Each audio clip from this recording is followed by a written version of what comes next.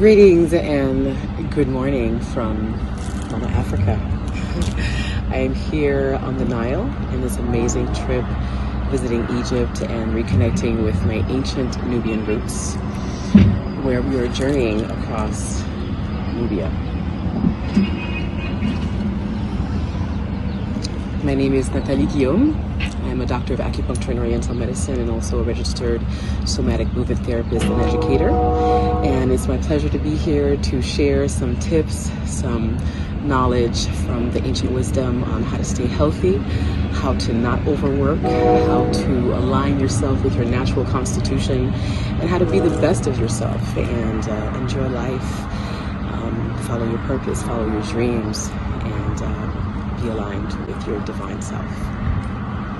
I'm originally from Port-au-Prince, Haiti, and I come from a family of artists and physicians who have a passion for healing, have a passion for wellness, and also have a passion for creativity. And creativity is a big part of enjoying your work, enjoying the kind of work that you do. So we're going to talk a little bit about what overworking is and what it looks like. And one thing I want to mention is to take a look at the red flags. The number one thing you want to do is pay attention to red flags. For example, if you are at work and you feel that there's a certain time that you crash, there's a certain time that you need coffee, there's a certain time you need sugar, there's a certain time you need to open up and breathe and relax, there's a certain time of the day that your brain is foggy, pay attention to that. Maybe that is a specific time that is aligned with a specific organ that needs to be tonified, so pay attention to that. Also pay attention to your emotion. You know, if you're entering a workspace and you're feeling frustrated, you're feeling stressed, you're feeling angry, you know, pay attention to, is there someone in your environment that is causing this environmental stress? Because environmental stress is also a big deal. So enjoying your work has a lot to do with not only your purpose, but also your environmental support. So paying attention to that is very important.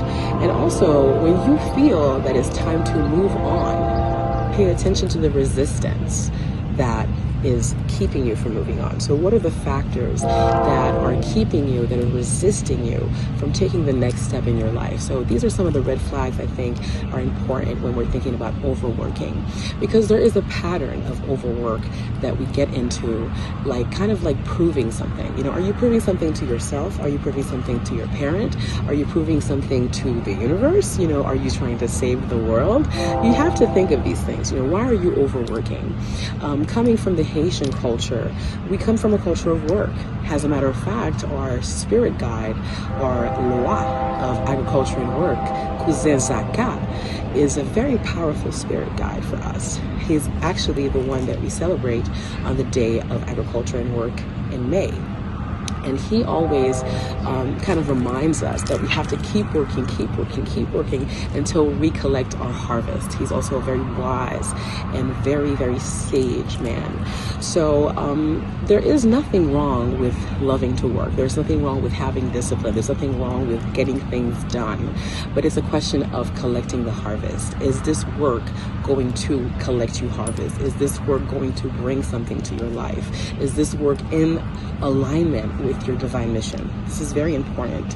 So thinking about all these things is very important, and also connecting with these divinities, these gods, these loas that are naturally able to enhance your potential to work with more ease, to feel more comfortable with the kind of work that you're doing, and to enjoy the work that you're doing. And especially the kind of work that we do, has acupuncturists, has herbalists, has somatic therapists. We're all about nature. This is where we are, in the Nile, right? In the water, with the wind, with the birds, with the plants. So there's also a lot of healing that happens in nature.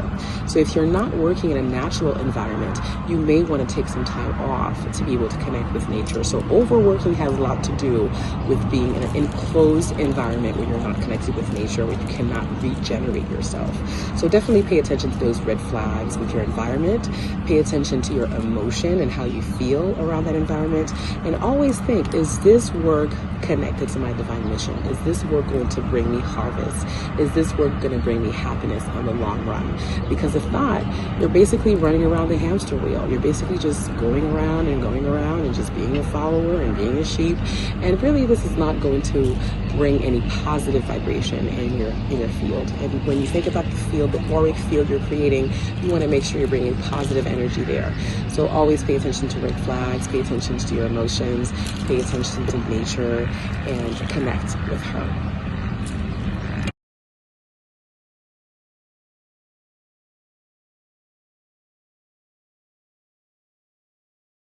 Now, from an emotional and physical standpoint, how does stress and overwork manifest?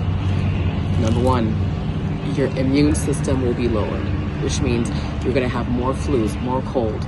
Your system won't be as strong. Your digestive system won't be as strong. Your immunity is going to go down because your immune system is your shield. In Chinese medicine, we call this the Hui Qi. Hui Qi is right here in the chest area, bringing in the lung area to strengthen your capacity for breathing, your capacity to absorb oxygen. So when your immune system goes down, this has a lot to do with your Wei Qi, your defensive Qi, your protective Qi. So we do have a lot of exercises that we recommend in order for us to enhance our lung system, in order for us to enhance our respiratory system, and in order for us to support this Wei Qi. So also pushing the body to the limit, pushing the body to the limit, which means overworking, is going to decrease your lung capacity, is going to decrease your capacity to bring in oxygen into the body. So not only we're going to see immune system decline, but we're also going to see the increase of cardiovascular disease. Again, thinking about the Wei Qi. Where is this Wei Qi directed? It is right here on the chest, in the upper jiao. We have three passages in the body. We have the upper jiao, the middle jiao, and the lower jiao. So in the upper jiao, the upper passage, we find that we have the lung and the heart. And if you know a little bit about anatomy, the heart sits right on the lung. So if you do have a deficiency of the lung, you're also going to have a little bit of deficiency of the heart. The heart is going to probably overwork and not receive enough information, not enough energy, not enough electricity to make your body work properly. So cardiovascular diseases are something you have to also pay attention to. So a lot of people do have high blood pressure, some people have cholesterol issues, and some people also have irregular heartbeats, which is also tachycardia and things of that nature. These can be genetic disorders. These can also be very benign issues that you can just basically pay attention to the symptoms, and if anything does present in the future, you can see a cardiovascular specialist for that. But usually what you want to pay attention to is your heart beating too fast? Are you drinking too much coffee? Or is your heart beating too slow? You want to take your blood pressure, and you also want to take account of your heart rate. So these are some of the things you want to pay attention to, because your body is going to have some negative effects if you're overworking. So definitely cardiovascular diseases will be happening, immune system will be down. And one last thing I do want to mention is cognitive function, the brain. Okay, because the brain is also connected to the heart. In Chinese medicine, we say that the heart houses the mind. Take a moment here to connect your heart to your mind. The heart houses the mind. The heart houses the mind. The heart houses the mind. We call the spirit in Chinese the Shen. So the Shen has to be calm. The mind has to be calm. When the Shen is disturbed, your cognitive functions will be declining, which means your coordination won't be as well. Your moods will also not be as smooth. You'll be having mood, imbalances. You'll be having some forgetful, times. You'll be having some brain fog and things of that nature. And then if you don't pay attention to those signs, then you'll develop other type of degenerative diseases, which can lead into Parkinson's, dementia, Alzheimer's, and all type of things where the brain is not functioning how it should. This is why a lot of people play Scrabble, a lot of people play chess and other games that keep their brain moving, crossword puzzles, things like that are very, very healthy for the brain, to keep the brain in a very healthy cognitive pattern. People also take a lot of supplements, a lot of fish oil, a lot of vitamins to support their brain health, a lot of healthy herbs as well, like ginkgo biloba is very famous for the brain. And then we also have some very famous formula formulas in Chinese medicine for that. My favorite is Swan Zao Ren, which is very good for the heart, calms down the heart, also calms down the shen, and helps you sleep. Because when you sleep well, you wake up more energized and more, ready to take over the world and more excited about going to work and following your divine mission. So definitely keep in mind that we have immune system support that we have to pay attention to. We have cardiovascular support we have to pay attention to. And we also have brain health, which is cognitive support we have to pay attention to when we're dealing with overwork.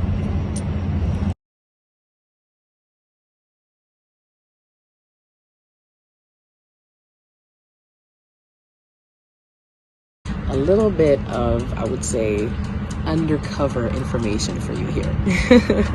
Because some of the things we talked about earlier, maybe you've heard of before. But this particular information I want to bring to you is a little bit more underground. So, the pineal gland. If anybody knows what the pineal gland is, good for you. And if you don't, you may want to find out how important this little gland is in making sure everything in your body works, and making sure everything in your spine and your spinal fluid is working. The spine is your backbone. You have no spine, which means you can't stand straight, which means you can't think straight, which means you can't align yourself with your true mission, and which means that you can't connect with the base of your root as well, because the spine does start at the coccyx, which is your tailbone, and then goes all the way up into the brain. So the pineal gland health is very important as far as overworking.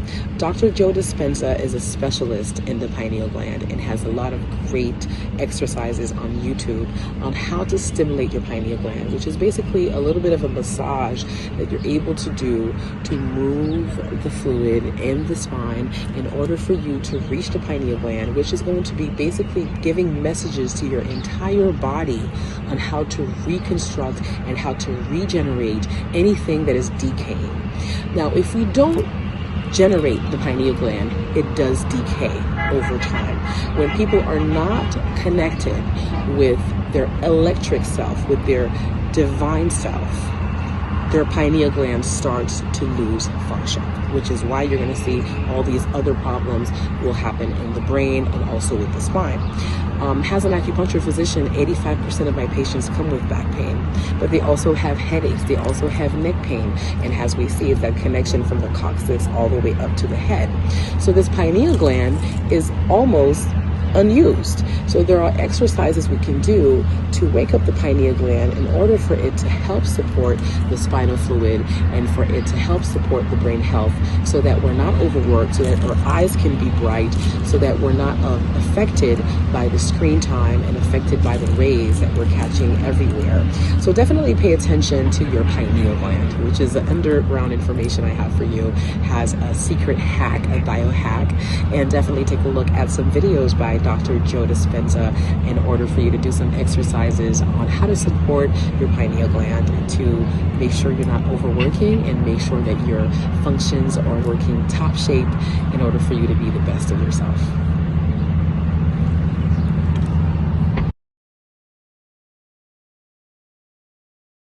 One of the things I talk about with people who have businesses is what I call the yin business model. This is something I've been sharing with a lot of women, especially who struggle in a man's world. And I also share that with a lot of men who also want to support women and want to be allies in this system that we find that is patriarchal and also extremely abusive towards our own female body, because the female body does menstruate. The female body also carries babies. So the female body needs a lot of rest. And if we observe nature, we observe how the lions operate, we observe how the bonobos operate, we do see that the males have a function and the females have a function. And even in the tribes, in the ancient tribes, we also see that this is how this is done. So the yin model is a model that I have been sharing with people in business in order for them to follow their intuitive sense instead of following what other people are telling them to do. For example, in a yin model, if you feel that your body operates better in the afternoon, you would work from 12 to 7. This would be your preferred time of work. Also in the yin model, if you have children and you need to work in a space that offers daycare, this is a priority for you. So in the yin model, you're going to make sure you have a career in which your child will be able to be taken care of, so you wouldn't be stressed out about this particular situation. The yin model invites you to take a look at your personal capacities, your personal gifts, your personal assets, and put them into a beautiful gumbo and offer them to people that you're here to serve. The yin model is about service. The yin model is about showing up and being of service. It's not about being a robot. It's not about being told what to do. It's about tapping into your highest potential and delivering to the best of yourself. So the yin model is more soft. The yin model is more intuitive, as I said before. And the yin model is also a deep listener, which means if you're a leader, if you have a staff, if you have a team, and you're following the yin model, you're making sure you're paying attention to the needs of your staff, to the needs of your team, and you're making sure everyone is heard. So deep listening becomes very important, not only for you to deeply listen to your needs, but also for you to deeply listen to the needs of your team, to deeply listen to the needs of your community. So there is a community-oriented work model here, which is the yin model. So it is a model that is more soft, that is based on your own personal rhythm, that is also based on your needs that have to be met, and it's also based on your voice that needs to be heard. So this is a very productive model. We see this in the African tribes a lot, where women work together and they each have a responsibility. Everybody has something to do. Everybody does what they have to do. There's nobody having to be a tyrant or a dictator. Everybody just follows their personal capacities and does their work as they're supposed to do, with joy, as they are singing, as they are enjoying each other's company and community. So there's really no forcing. You know, this is just something done with freedom and love for the community and with purpose. Again, because work is freedom. We have a proverb in French, travail est la liberté. Le travail est la liberté.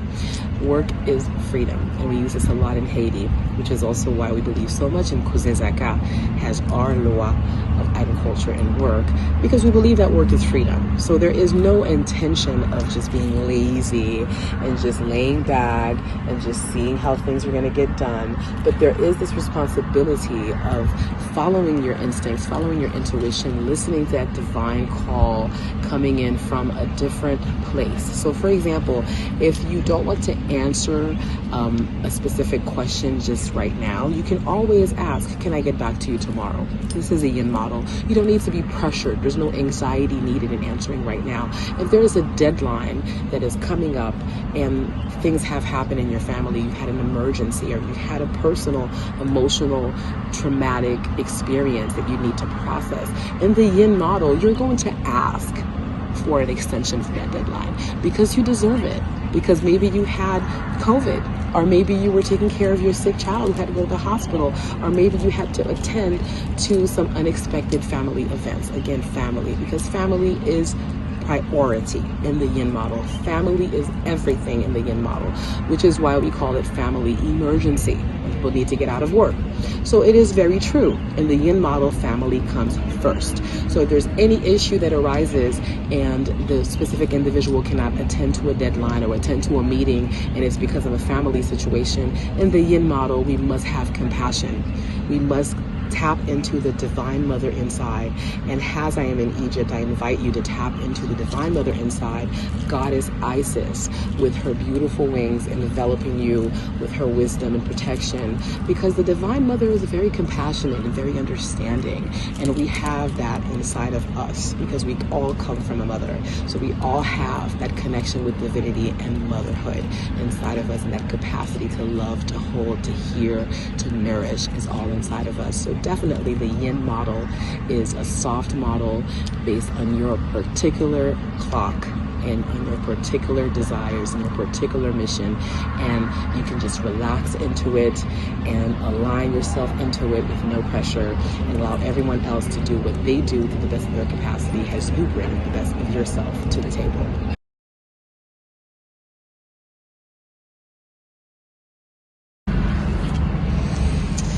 All right. right, we are already at the end of this beautiful opportunity to share some of my experience and wellness on overworking. And I would love to leave you with some tips on how you can take care of yourself if you feel that you're getting burnt out, if you feel that you're getting stressed out, if you feel that you're overworking. These are some of the things that I recommend. Number one, aromatherapy.